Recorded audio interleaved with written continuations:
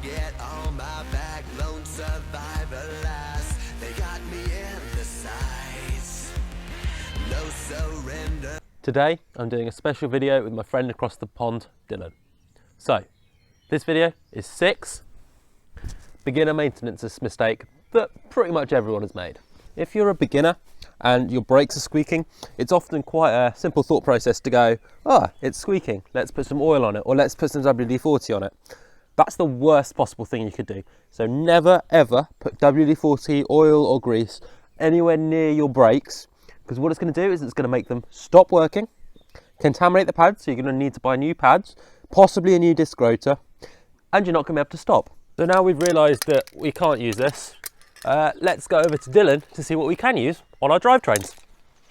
Another common mistake people make when they're maintaining their bike is they use the wrong lubricant. There's two main types of lubricant. There's dry lubricant and there's wet lubricant.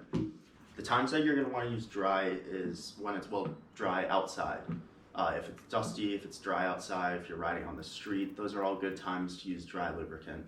And the time to use wet lubricant is when it's wet outside. So if it's raining, if you're riding in mud and dirt, those are the best times to use the wet lubricant. And what that's going to do is protect your chain from all that grime. It's going to keep it from grinding against the chain, keep your gears in order, and your shifting working properly. And the dry lubricant doesn't protect your chain as much, but it keeps everything clean and it doesn't let things stick to it. So if you use wet lubricant when it's dry outside, what will happen is the dust will kick up and it'll all get stuck to the chain. And you don't want that. For every ride, it's important that we go over some pre-ride checks to make sure that the bike is going to be safe whilst we're riding it.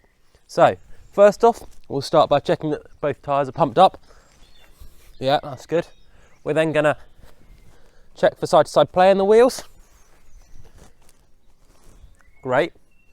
And then we get to the really important bit, and that's checking that our handlebars are tight. So, grip the front wheel between your knees, hold onto the bars and twist. If you can twist them like that, it's a really good thing you spotted it, because that could have caused you a really nasty accident. So, always check everything on the bike that could catastrophically fail before you go for a ride. While many of us are at home and in quarantine, our bikes may be sitting and resting while we spend countless hours on YouTube watching our fellow mountain bikers.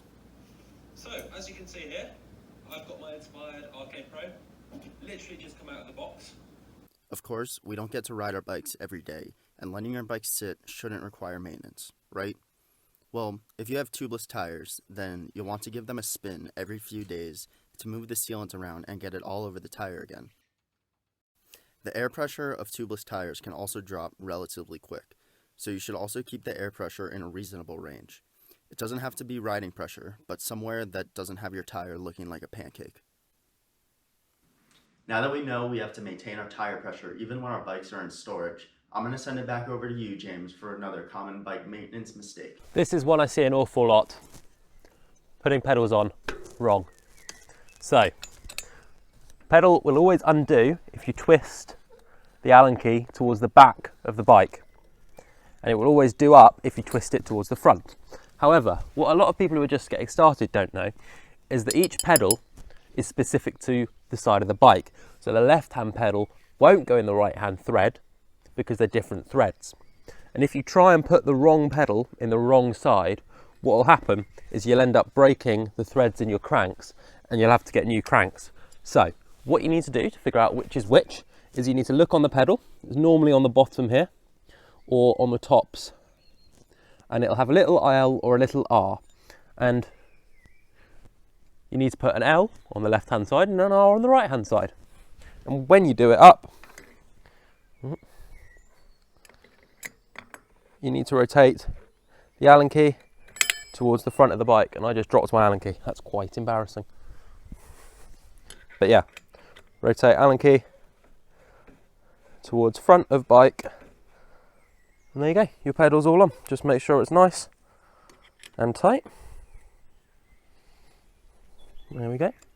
And we're all set. A common mistake riders make, including myself, is coming home after a ride and leaving the bike to sit with all the mud and dirt all over it. Cosmetically, this isn't really that big of a deal, but it can destroy your chain, bearings, and any moving parts. Make sure you clean all the dirt off when it's still fresh, or at least before your next ride.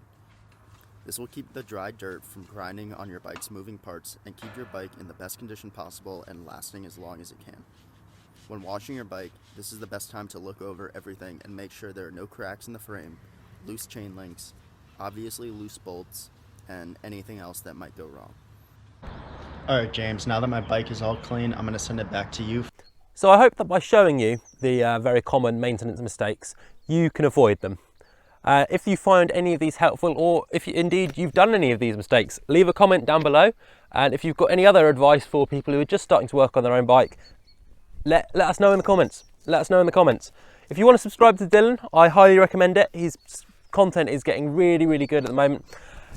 Link in the bio, down below, down there. Go subscribe to his channel. And if you want to watch me try to jump up some walls on my trials bike, click up here. I'll see you in the next video.